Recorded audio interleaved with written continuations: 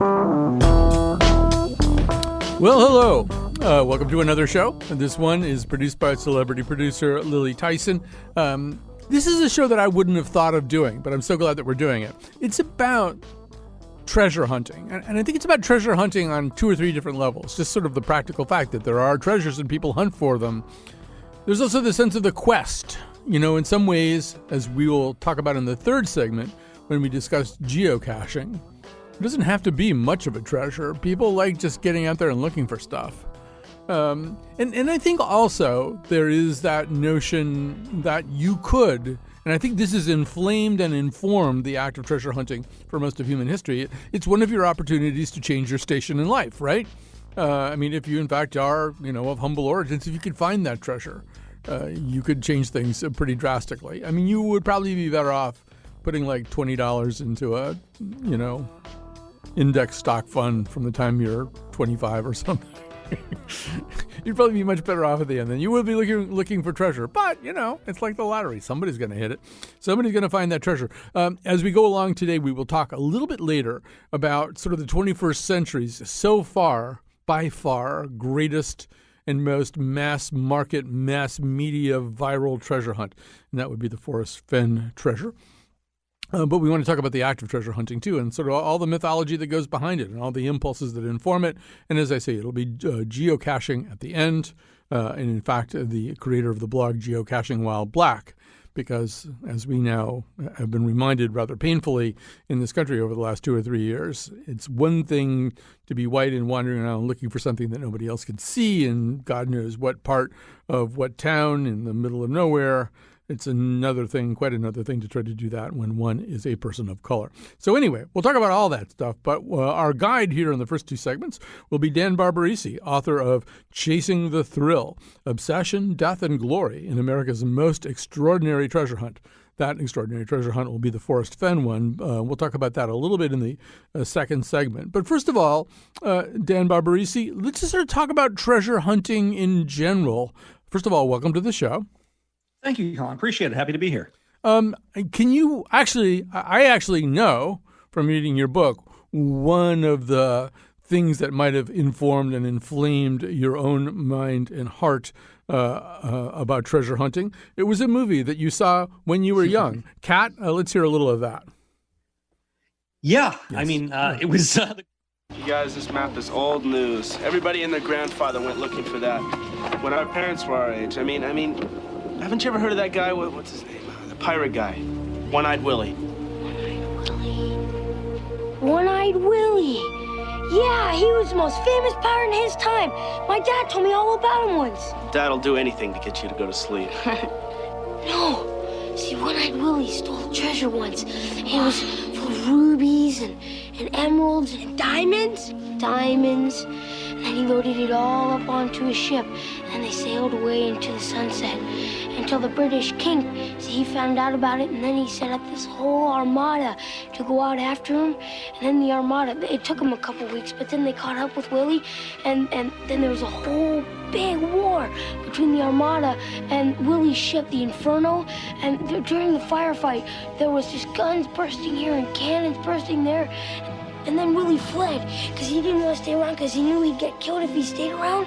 And then he got into this cave, and then the British, they blew up the walls all around him, and he got caved in, and he's been there ever since. Forever, and ever trapped. Wow. So for people who don't recognize that, that's, of course, from Citizen Kane. No, it's not. Dan, maybe you better tell them. Yeah, that is certainly too familiar to people of a certain age. That's the Goonies. Richard Donner just passed away. His very fun treasure hunting film from, I think it was 1986, and that's Sean Astin, later more famous as Samwise Gamgee in Lord of the Rings, doing most of the talking there. And for me, being 6, 7 years old at the time, that was totally intoxicating. That was the idea. You little kid can go in with your buddies and actually go find a buried treasure, a hidden treasure, and, be part of a big adventure. And, obviously then reality intervenes and you don't get to do that because life doesn't, generally speaking, go that way until every once in a while you find out it actually does. And so, that's kind of where I picked up the Forest Fen hunt in 2017 when a friend of mine told me about it and that there was this real life treasure hunt and it actually existed. And you too could go and search for the treasure. And, that brought me back to being that little kid who, wanted to go and bring his Goonie buddies around and go find One-Eyed Willie's loot. So as soon as I found out that was a real thing, I decided to kind of dive into that whole hog and try to be a part of that treasure hunt. And also because I was, a journalist and author as well, chronicle that treasure hunt and try to tell the story of it in grand form. So that's kind of how I got into the Forest Fen story. It's all the Goonies' fault. So so we'll talk we'll talk a lot about that in our second segment. But this being a public radio show, we have to talk about the histories of things and stuff like that. So, and it is true that there's this kind of repeat of that cycle. There aren't always movies because it's too early in history. But for example, one of the people that you write about, and this guy, what an amazing story. I kind of went down a rabbit hole with him. Captain William Phipps, who in the 17th century, late 17th century, inflames the mind of the British public. Although I would point out, he's actually from Maine. He's actually a very early Mainer who makes his way back to England and becomes part of a huge story about a treasure. I'll let you pick up the tale. Yeah, one of the things that I was able to do in Chasing the Thrill was kind of look at where it stood in the, the continuum of treasure hunting for all time and look at past treasure hunts and how these things evolved. And as you mentioned, the story of Captain Phipps is a really interesting one, a guy who would go on actually to become governor of the Massachusetts Bay Colony and then actually preside over the Salem witch trials. Really interesting dude, but he also was a very early treasure hunter. So, there's been treasure hunting forever. Egyptians were seeking treasure back from older tombs back then. And then, the Romans would go seek stuff from treasure civilizations before them. And, there's myth, there's legend, there's the idea that there actually is stuff in the ground from civilizations before ours. All that kind of works together. But, in so many ways, treasure hunting really kicked off, with the galleons and the Spanish Main and the idea that, there was all this quote unquote new world treasure being brought back from the New World to the Old World in the 1600s. And a lot of those ships were not going to make it across, whether it was because of battle or much more often storms. A lot of these Spanish galleons, replete with silver and gold and many other valuables, were sunk in the Atlantic. And so, within about 100 to 200 years, technology started to advance to the point where hunters could actually go and seek some of these treasures. They mentioned the diving bell was very important, some other things. And Captain Phipps was one of the early ones to kind of figure that out and really act on that. And, his story is one of real treasure seeking and real treasure hunting. It has, so many of the tropes that we almost associate with treasure hunting today, and a secret map to the treasure and competition and pirates and all this kind of stuff is part of his journey. And then eventually, he actually does come up with serious Spanish treasure, brings it back to England, is a completely rich man from that point on, and really kicks off a treasure hunting craze, which in the late 1600s, and that becomes something where all of a sudden that becomes part of the modern. It really inflames, as you said, modern excitement at that time, and everyone wants to go become a treasure hunter and go find their own, galleon to bring up. And obviously, it doesn't go like that for most people, but it really started to, I think, kick off the modern era of treasure hunting at that time. And people saw it was possible, and technology had advanced, and the finds were really out there to go and make themselves rich. Right. And, in a way, well, we should talk a little bit about it, though. And another thing that comes along with that eventually is literature that accompanies this idea or that further inflames this idea. The classic, obviously, is Robert Louis Stevenson. We have with Treasure Island. I happen to feel that the definitive movie version of Treasure Island is the Muppet one. So you're about to hear. I love that one, yes. You'll hear Jim Hawkins and Billy Bones. You'll also hear the great Gonzo and Rizzo the Rat, who do not appear in the original Robert Louis Stevenson novel, but I think are intrinsic to this particular scene. It's mine! I'm going for that treasure myself! And no one-legged son of a bilge rat will... Captain Bones! He died? And this is supposed to be a kid's movie. Jimmy! You always been a decent sort to old Billy Bones. But I'm not Jimmy Jim. He's Jimmy Jim. Jim? Yes, Captain. Jim. Yes, Captain, what is it? Take the map. What map? The map to old Flint's treasure. Don't you understand what I've been telling you? I was Flinty's first mate. We all were, blind, you and me. Oh, my old shipmates. They'll gully me for sure, and anybody else to get their mitts on that map. And gullying hurts, right? Oh, aye, a lot. So quick, go to my sea chest. Get the map. Oh, yeah. Oh, there. I'd like to point out that one of the things they find in the sea chest is a copy of Diplomacy by Henry Kissinger, as they're just tossing things over their shoulders, looking for it. But, in some seriousness anyway, that becomes another part of it, right? Then there becomes a kind of adventure, a narrative pattern that people become familiar with, Dan, that idea. Yeah, very much. I mean, Stevenson is really the guy who I think he collated a lot of those tropes and really just centralized them in one place. The idea of X on the map, the peg leg pirate with the parrot, the skeleton points the way to the treasure. All that stuff is in Treasure Island, and those tropes are really kind of unified there, and that leads to a lot of other treasure hunting adventures in that late 1800s period too. That's another boom time for treasure hunting, and some of the real treasure hunts that actually exist today to some extent date to that period. When people would start to tell stories that probably had some truth to them but have a lot of myth to them. And I think that Treasure Island, King Solomon's Mines, which also came out around the same time, have a lot to do with that, where, art boosts truth and truth boosts art, and they kind of work in tandem to create these legends that people then actually go out and follow. Things like, I don't know if you're going to get into this, but things like the Beale Papers, which are a great treasure hunt out of Virginia, and the Lost Dutchman mine, one out of the Southwest, have their origins around this period. And I think, Treasure Island and the rise of that fiction and the codification of those tropes has a lot to do with that. Right. And it seems like, some of the patterns are in terms of, why treasure might exist. Sometimes it's a lost civilization, either a city or a group of people who vanished, but supposedly their treasure is left behind somewhere in the mountains between Arizona and New Mexico or something.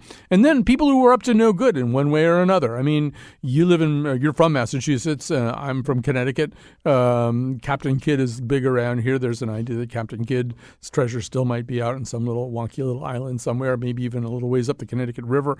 People are always looking for Captain Kidd stuff. So he's a pirate, or whatever you want to call him.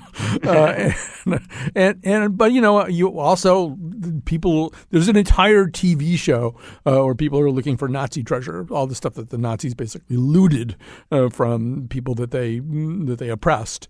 And some of it's been found, some of it hasn't, some of it's supposed to be in the bottom of a lake. So there's sort of, evildoers probably are the people who sometimes kind of lose control of their treasure. Yeah, I think in a lot of these, you have to have like a plausible reason and then a reason to go and seek it. It's like, all right, well, why is this thing out there? Why was it lost? Okay, again, the Spanish galleon example is the classic one. That one makes sense. Okay, a storm came, it's at the bottom of the ocean. I get that. Otherwise, it's like, well, my great uncle Fred, he buried this treasure in this swamp because, and that usually doesn't hold water. So, a lot of the times, when the more professional treasure hunters are seeking these things, they explore these stories and they look at them and they say, all right, well, what actually makes sense here? What's real? What has some truth to it, even if there's a lot of legend steeped in with it? And they look for these things and, they parse out these stories and see what the origin of it is and what the nut at the core of that is. And a lot of times it does have to do with war or turmoil or evil doing in some way, because that a lot of times is when fortunes change hands. In calm times, nobody's hiding treasure in the mountains, other than the example I know we're going to get to later. But that doesn't usually lead to the kind of treasure you're finding. Usually, it is chaos that breeds this kind of thing. Because otherwise, people just put their money in banks. They don't just bury it somewhere. It doesn't happen that way. And the stories don't hold up for those reasons. So I think, you do run into a lot of those where something has to go wrong, and that does make it more compelling. A lot of the reason why people want to seek this stuff is because it's connected to a compelling story. I said in the book at one point that, there are easier ways to get rich than looking for treasure, including buying a lottery ticket. You are almost very much definitely not going to get rich looking for treasure. But it's about the chase. It's about being a part of that story and attaching yourself to the history there and being a part of something that is bigger than yourself. And that is a very attractive idea to people. So, as we move in closer towards modernity and the world becomes a little bit more tamed, and as you go across America, towns tend to look more and more like one another. They all have CVS's and Boston markets or whatever, and so, you would think maybe this whole thing would go away or it would be even more sought after. But it does seem and this will sort of form the bridge from where we are now to the second segment. We'll talk about Forrest Fenn. That the kind of planned insertion of treasure, and the planned and heavily publicized insertion of treasure into an environment becomes a big deal. And so one of these happens, as you document in your book, in England. It involves, actually, I was so weird reading this book, Dave, because I interviewed Bamber Gascoigne right around this time That's very interesting. about something completely different. But explain the just real quickly the kind of the whole masquerade story. Yeah, right. So, one of the sad tragedies of the modern world is they're not really making more treasure. Nobody's sinking Spanish galleons for us. Nobody is losing these gold chests on wagon trains. It's just not happening. So at the same time, the desire to be part of these grand adventures still exists. And so there came the development of what are kind of known as armchair treasure hunts, which are usually essentially, man-made treasure hunts that somebody puts out there and you are supposed to find the treasure. The whole idea is that this thing has been crafted for the audience to actually go and seek this thing. And the first really great one of those was called Masquerade, which took place from essentially 1979 to 1982 in England. And an artist named Kit Williams came up with a treasure hunting book, essentially where he drew pictures, and inside the pictures, the pictures themselves were a form of code. And if you could decipher what the underlying theme was, you could figure out what each of the pictures meant. And if you put them all together, which was not easy to do, you could then lead yourself to the location of a treasure. And as you mentioned, Bamber Gascoigne, who was a television host at the time, was involved in publicizing and verifying this to this extent. So, it became a huge phenomenon in England in that time, and to some extent worldwide, although, it was harder for things to do that back then. It was hard to get a copy of the book outside England. So, but millions of copies were sold, and people were searching for this thing and digging up areas all over England at the time. And, eventually a couple of years later, it was found. The thing, there was a whole very complicated thing where, at noon on a certain day at a church, a shadow cast over a spot led you to dig in that location. It's a whole thing. It was actually really very intelligent, very brilliant. Although, as with the case with so many of these hunts, it kind of ended in a little bit of scandal when a number of years later, it turned out that the person who actually found the treasure had a connection to the ex-girlfriend of the guy who had hidden it. And she had helped her new beau to locate the right spot. Not that the author had anything to do with it. He was, completely blameless in this, but there was an element of corruption to this. And that, is something that unfortunately you do find in a lot of these treasure hunts, the armchair ones, the man-made ones, where there's, some tinge of scandal to it. And that, I think is in many people's minds today. But Masquerade was a great one and led to a number of others like The Secret that came after it. And just, it really kicked off to some extent the armchair hunting craze, which is, a much more modern form of treasure hunting than the traditional go and find something that nobody intended you to find that was lost by accident hundreds of years ago. Right. Dan Barbarisi, it's a messy, messy, dirty, dirty world we live in sometimes. And we will be talking a little bit about that because, in fact, the Forrest Fenn story is not entirely clean of attendant scandals. That's what we're going to talk about with Dan in the second segment. He's the author of Chasing the Thrill, Obsession, Death, and Glory in America's Most Extraordinary Treasure Hunt. We'll take a break. We'll return.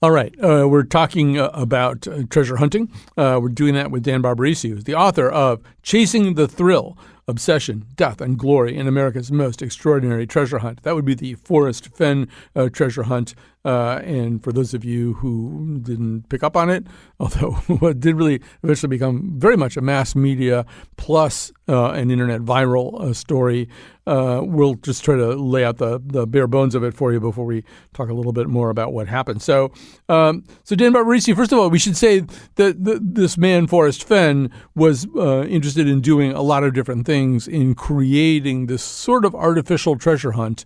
But one of them was self-mythologizing, right? There was, first of all, you should quickly just even he thought he was going to do something like this many years before he did it, because he thought he was going to die pretty young from a form of cancer.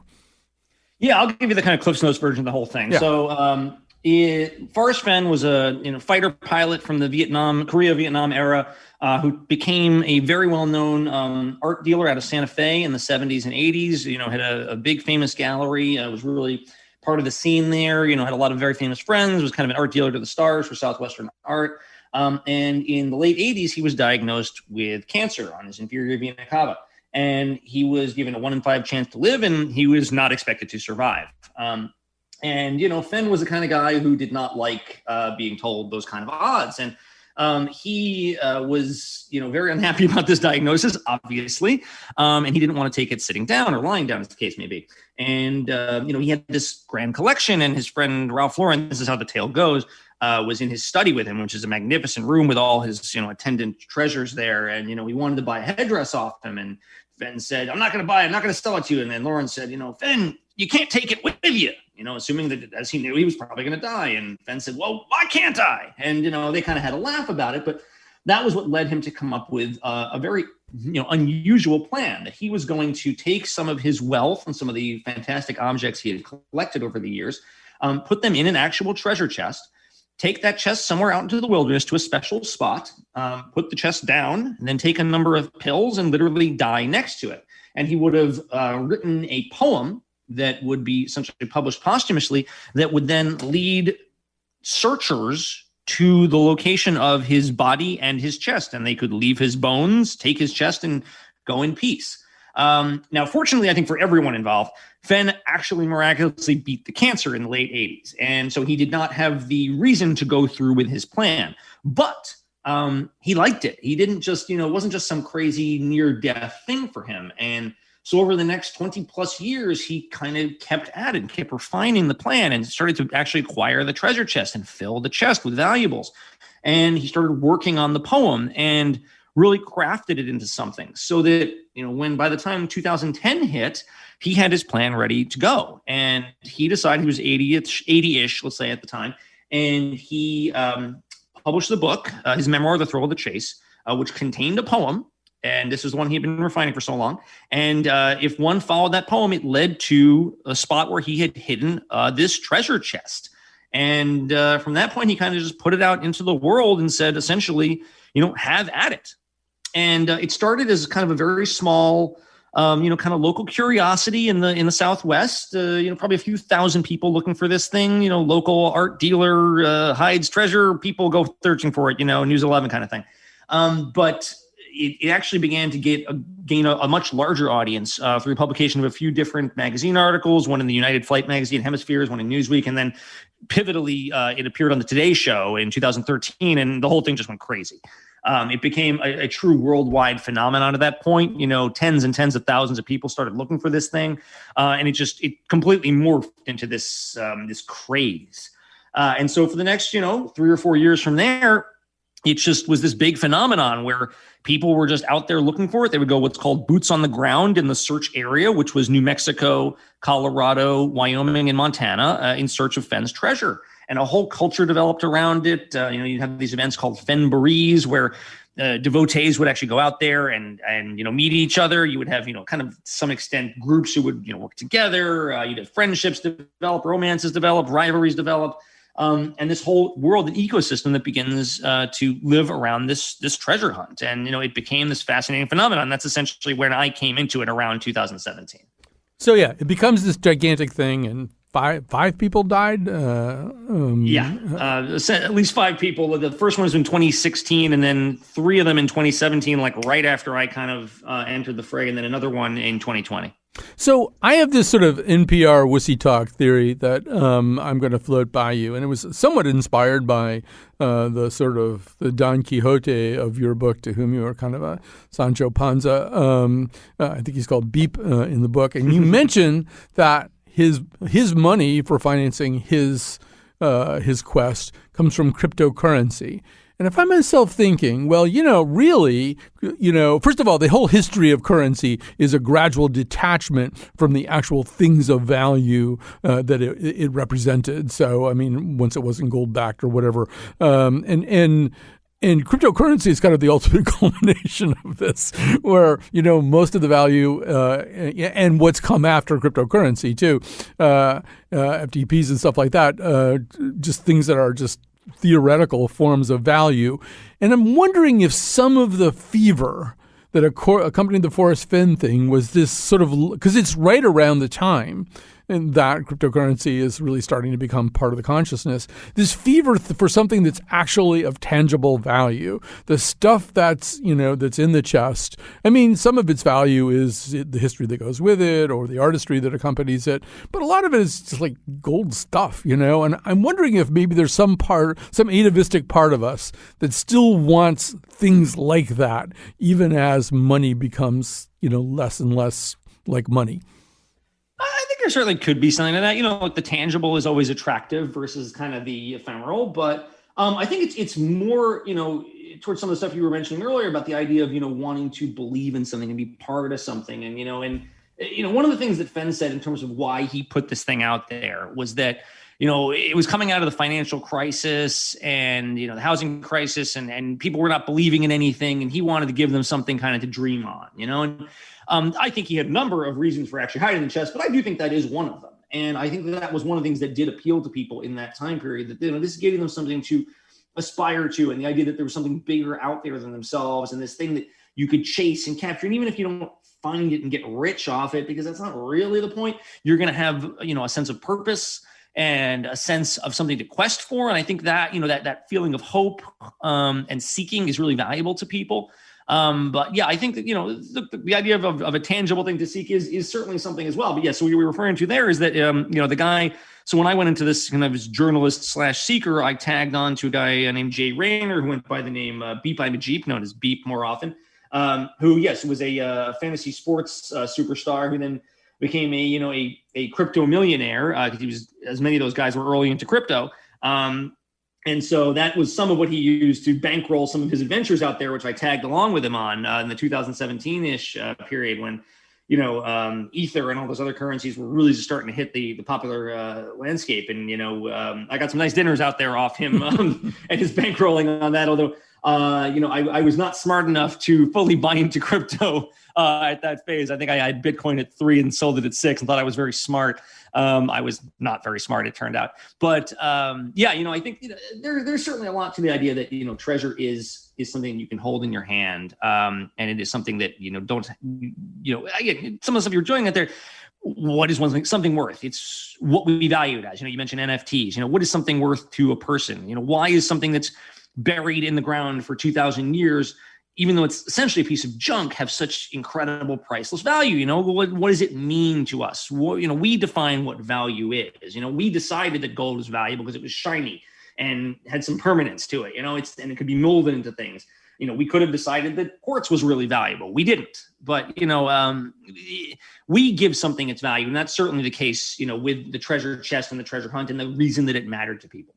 Now, another thing about Forrest Fenn was that he loved the American wilderness, the American outdoors, had loved it since he was a boy. And he wanted people to do something that the National Park Service wants you to do, which is get out and enjoy the splendors of America. But he also wanted people to do something that the National Park Service doesn't want you to do, which is leave the trail. I mean, at least it's pretty clear from the poem right away that you're going to have to go off the trail, which is kind of the thing that every sign in every state park and every national park tells you not to do. And there were some pretty negative consequences from all that. Yeah, I think Fenn was a guy who, he took a certain pleasure in cultivating a maverick image. I don't think he was, seeking criminal activity all the time, but he certainly didn't mind bending the rules if he thought it served the correct purpose. And, in his mind, the world is out there for exploring. You're not supposed to just stay on the path. You're not just supposed to say what they tell you. You're supposed to go out there and find things and do stuff and have adventures and all that. And so, he didn't mind the idea that people were certainly going to go off the trail and seek his treasure. And there were going to be consequences to that. But I think, he certainly didn't expect people to perhaps go to the lengths that they did and put themselves in the level of danger that they did in the search for his treasure. I think that this thing becomes very complicated when people start trying to cross major rivers and climb to high peaks in search of his treasure. And he has to tell people, don't go somewhere where an 80-year-old man couldn't go to hide this thing. But the reality of this is that, once the treasure fever kind of takes hold, not everyone's going to listen to that. One of the things we ran into at our searching was that you can find pretty much any way you want to justify something to yourself. If you think that you're in pursuit of something, well, then that doesn't apply because of this, and this, we can go there because of that. And it's okay. He wanted us to do this, or, he would have gone at a different time and it would have been accessible for an 80-year-old man. He was a very fit 80-year-old man. Whatever your rationalization is, people come up with them. And so they, started to put themselves in increasing dangerous situations. And, as you mentioned, that's what led to, all those deaths, and would have almost definitely led to more if the, had treasure hunt had not come to its, logical end there. But it was something which I think he really wrestled with, and he wanted to try to keep people safe from that point on and give hints that would keep them from getting into too much danger, but also not compromise the hunt. And that worked to some extent. He did release some additional information. But the reality is, people were going to keep putting themselves into dangerous situations and saying, this is why I know where the treasure is. I'm going to go find it. And this is why that doesn't apply to me. There's a certain exceptionalism to this. And I don't think Fenn ever anticipated any of that, but that's kind of where it goes when you do something like this. So, we live in a time where people who are interested in a thing can find one another incredibly easily and clump together really, really easily. And traditionally, treasure hunters, I think, haven't really been interested necessarily in that communitarian process, because the more people who know about something, even going back to our friend Captain William Phipps, he went back for a second time, but there'd been so much publicity and everything. He went back to the same wreck, but there's basically nothing there at that point. Everybody's diving down there and getting stuff. You don't want a lot of people getting interested in this, but that's what happened here. There came to be, Dan, it seems, a community whose excitement about this and whose willingness even to sort of pool information cut across the grain of the typical solitary treasure hunter, Indiana Jones, trying to warn anybody else off what he's doing. Yeah, well, thank the same thing we can thank or blame for everything else, and now the internet. The internet changed everything when it came to treasure hunting in the early 2000s. With hunts like The Secret and another one. Oh God, I'm not remembering it right now. But the forum was called 12. 12 jewels hidden, caches all over. Anyway, a couple other treasure hunts, and they became real internet phenomena in the early 2000s. And it turned out that people wanted to just talk about the treasure and chit chat over it because, nobody's more right than anybody else or nobody's more wrong than anybody else. So everybody can kind of be on equal footing in these situations and can debate these things and go back over it. And that's, can be why they get contentious at times, oh, you don't know anything, I know everything, vice versa. But, they can also be a lot of fun. And, areas where people can really bond over, the like-minded sensibility and have people not look at them crazy when they tell them, oh, yes, I'm a treasure hunter. Oh, you're with people who understand that. And, they get what that means to you and why that's special. And so, the internet really very much took several other of these earlier hunts and then, Fenn's hunt to another level. And the community that developed around it was fascinating, and really existed all year round. People who were boots on the ground, could do that from, if you live in New Mexico or Colorado, you might go out on frequent searches. If you don't live there, let's say if you're on the East Coast or in another country, it's a real hardship for you to get out there and actually search. And so, that could have deterred a lot of people in the past, but a lot of people then just kind of lived in the forums on this thing on the internet and might make a trip a year and might honestly not even make a trip at all, but still feel connected to this search. And, whole personalities develop, celebrities inside this thing develop.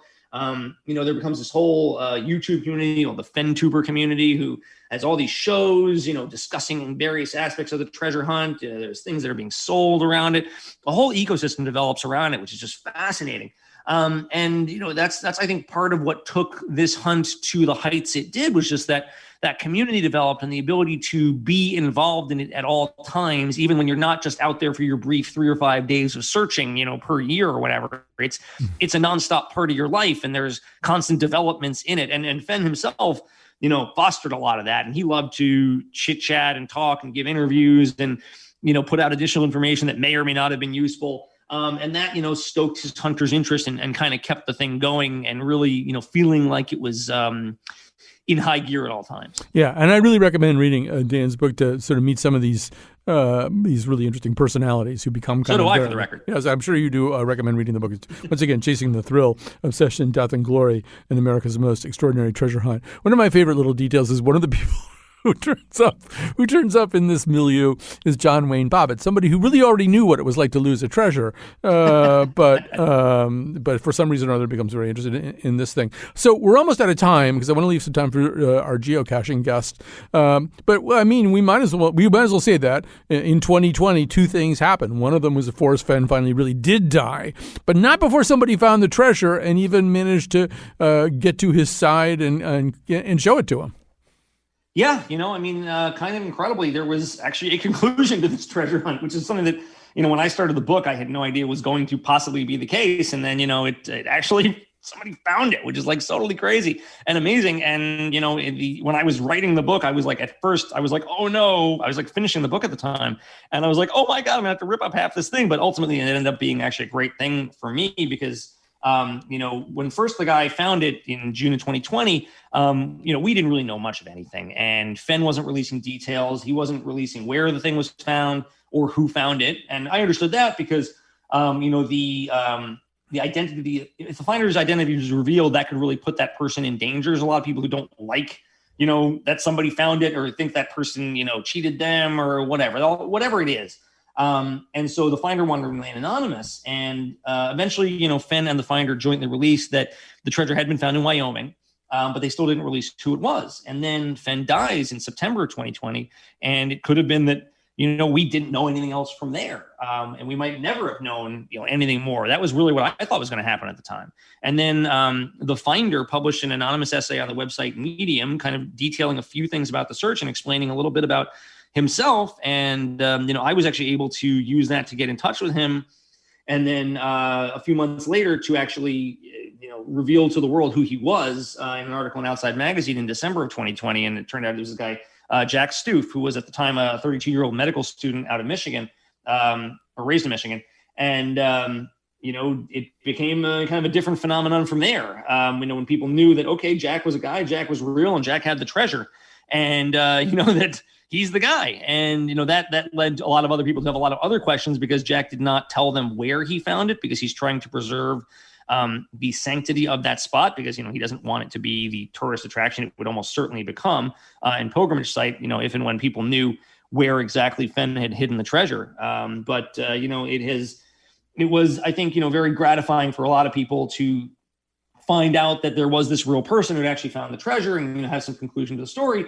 But, unfortunately for others, there, are still so many unanswered questions, and things that they still want to know and want to know every detail that there's a lot of hunters who are still, involved in this to this day and are still trying to actually divine the location where Jack found the treasure. I mean, even now. All right. So instead of Indiana Jones and his bullwhip, it was a guy with a stethoscope. We're going to have to stop there. I haven't heard that yet. Feel free to use it. Dan Barbarisi, author of Chasing the Thrill, Obsession, Death, and Glory in America's Most Extraordinary Treasure Hunt. We'll take a break. We'll come back with the story of geocaching. Try to find it. Oh yeah. Forrest Fenn. Oh yeah. Forrest Fenn. Hiding the treasure. People try to find it. Where could it be? Nobody knows.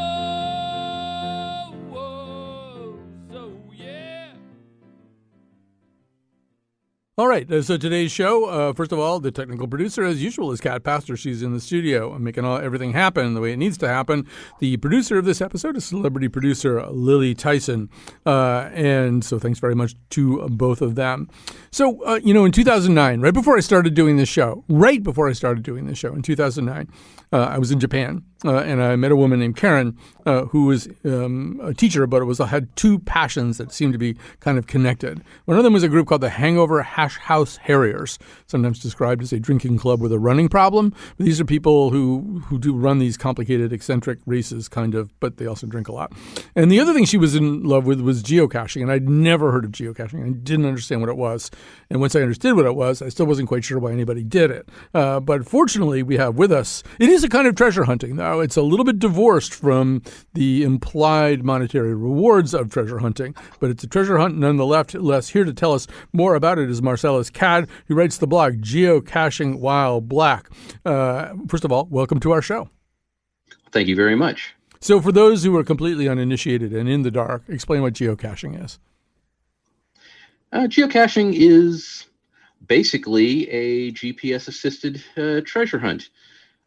It's like a scavenger hunt. People hide things in various places. They publish the coordinates for them, and people go out and go to these places and find them. Sometimes they are, simple and easy to find. Sometimes they are incredibly difficult to get to. Sometimes they are cleverly camouflaged, so they're hard to get to find. Sometimes they're cleverly constructed, so you have to basically solve puzzles to even get into the box. But each and every one of them is its own little treasure. I like the way you describe it on your blog, that you say that you use multi-million-dollar satellites to find pieces of Tupperware. And so that brings up the question. So, yeah, when you open the box, and I think there's usually like a log or a journal or something that you can sign into, indicating that you did solve this problem, and there you are. Can you explain to me what would be the appeal of doing this? For me, it started out really simply. It started out as a way to just sort of fill time, something new that I hadn't done before. After a while, once it really grabbed me, I realized that there was something really enriching about basically pitting my Mark I brain and my Mark I eyeball against the environment. Trying to find this little thing, whether it is in a forest or whether it is in the middle of the city. Eventually, I started to venture out further because, I'm not exactly I've never been an outdoors person, but I started going further afield, and I started enjoying getting out into nature and finding these things.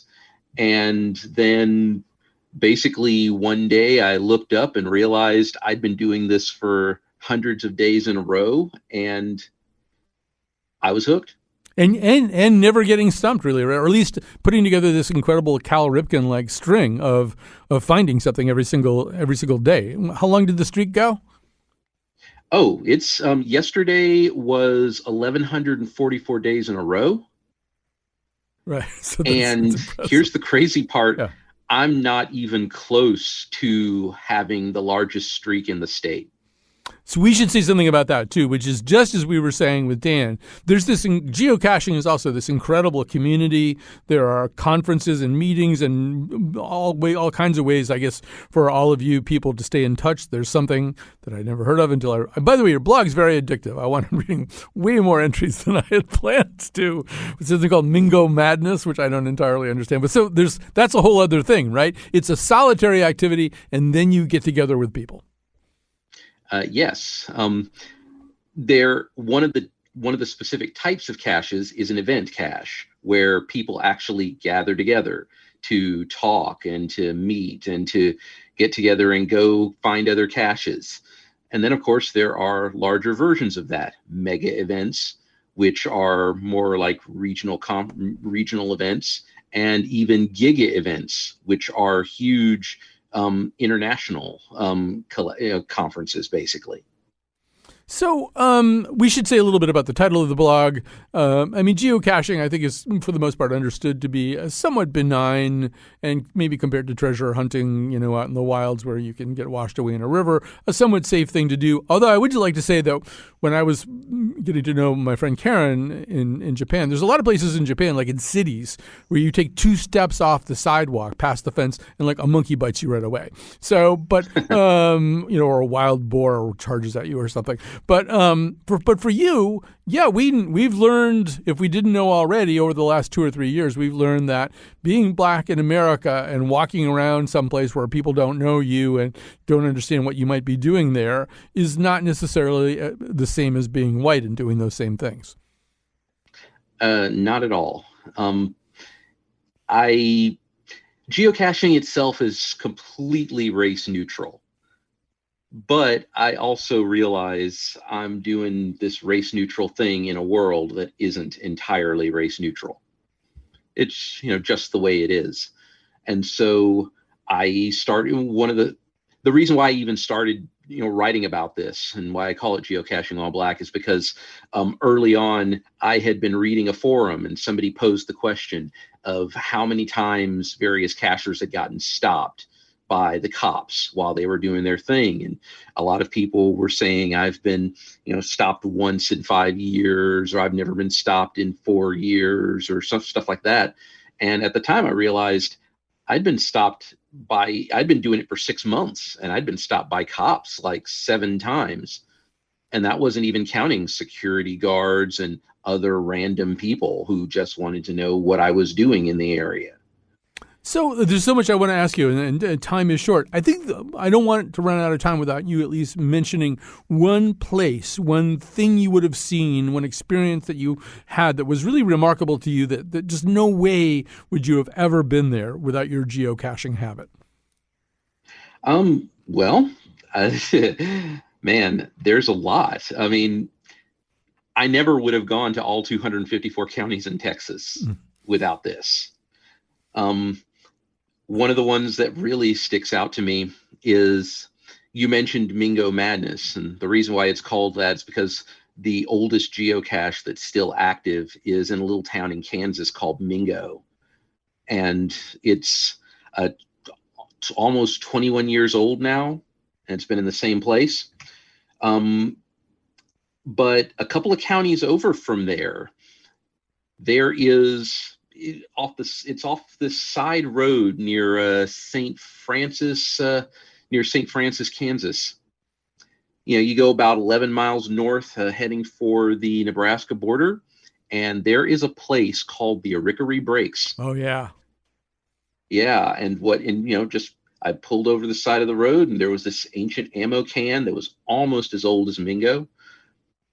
And I just stopped and I looked, because there is this giant, it's basically this area in between, large hills, but they're like these little canyon-like carvings out of the rock, and they just look almost like impossible gouges out of the earth that shouldn't be there, and yet they are, and they're just so absolutely gorgeous and stunning.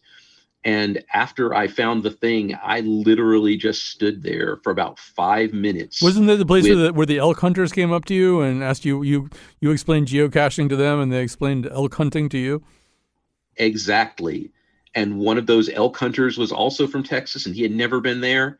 And so this, probably 20-year-old kid just stood there and looked at it just like I had been looking at it 5 minutes before they showed up.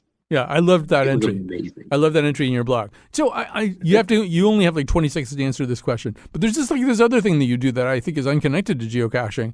You have this obsession with taking pictures of courthouses. Can you explain that in 20 seconds? Oh, sure. A long time ago, I thought it would be interesting to visit every courthouse in Texas. And since I decided to find a cache in every county in Texas, I figured, why not? I'd go ahead and go to the courthouse while I was there. And once I was done with Texas and I started going to other states, I figured, I've been doing this for 254 counties. I might as well keep going. And now I'm at 565 and still going. Right. You are the only person ever to visit Roswell, New Mexico, and be more excited about the courthouse than about the dead aliens. I don't know whether that's an accomplishment or something that you should seek treatment for, but one way or another, it marks you out. The blog is called Geocaching While Black. It is a really terrific account of Americana, just because all the places he goes. Well, I mean, you just have to read it. Marcellus Cat, thank you so much for joining us. Thank you for listening. We're all done.